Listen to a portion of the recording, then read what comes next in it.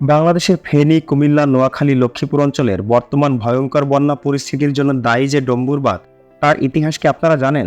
ডম্বুর বাঁধ হল ভারতের ত্রিপুরা রাজ্যের গোমতী নদীর উপর নির্মিত একটি জলবিদ্যুৎ প্রকল্প, যা রাজ্যের রাজধানী আগরতলা থেকে প্রায় 120 কিলোমিটার দূরে অবস্থিত। এই বাঁধের ফলে সৃষ্ট দৃষ্টিনন্দন জলধারাটি বর্তমান ত্রিপুরার অন্যতম জনপ্রিয় টুরিস্ট স্পট।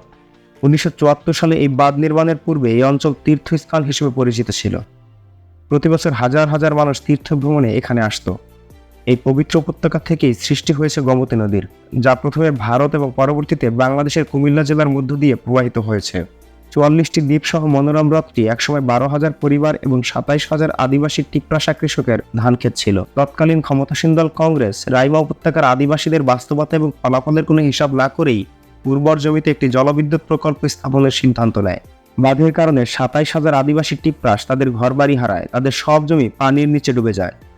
এই বাঁধ শুধু ত্রিপুরার ওই আদিবাসীদের জীবনকেই ছিন্ন ভিন্ন করেনি, ত্রিপুরার ভাটিতে অবস্থিত বাংলাদেশের কুমিল্লা, ফেনী, নোয়াখালী, লক্ষ্মীপুরবাসীর জীবনেও নিয়ে আসে এক ঘোর অভিশাপ। যে জলবিদ্যুৎ প্রকল্পের জন্য ভারত এতগুলো আদিবাসীর জীবনকে বিপর্যস্ত করেছিল, যে প্রকল্পের জন্য বাংলাদেশ অংশের গোমতীর পানি শুকিয়ে এদেশের কৃষি উৎপাদন বিপর্যস্ত হলো, সেই প্রকল্প এই অঞ্চলের বিদ্যুতের চাহিদা পূরণেও ব্যর্থ হয়। গোমতী প্রকল্পে 15 মেগাওয়াট বিদ্যুৎ উৎপাদনের কথা থাকলেও বাস্তবে এটি 2 থেকে 4 মেগাওয়াট বিদ্যুৎ উৎপাদন করতে পারে। প্রকল্পের অযৌক্তিকতা বিবেচনা করে রাজ্য সরকার শেষ পর্যন্ত 2012 সালে এটি পরিত্যাগ করার এবং ডম্বুর হ্রদের 44টি দ্বীপের পাশাপাশি আদিবাসী গ্রামের কাছাকাছি জমিগুলোকে পর্যটন স্পটে রূপান্তর করার সিদ্ধান্ত নেয়। এমন তথ্যবহুল ভিডিও পেতে লার্ন টুডে বিডির সাথেই থাকুন। আর ভিডিওটি ভালো লাগলে লাইক ও সাবস্ক্রাইব করতে ভুলবেন না।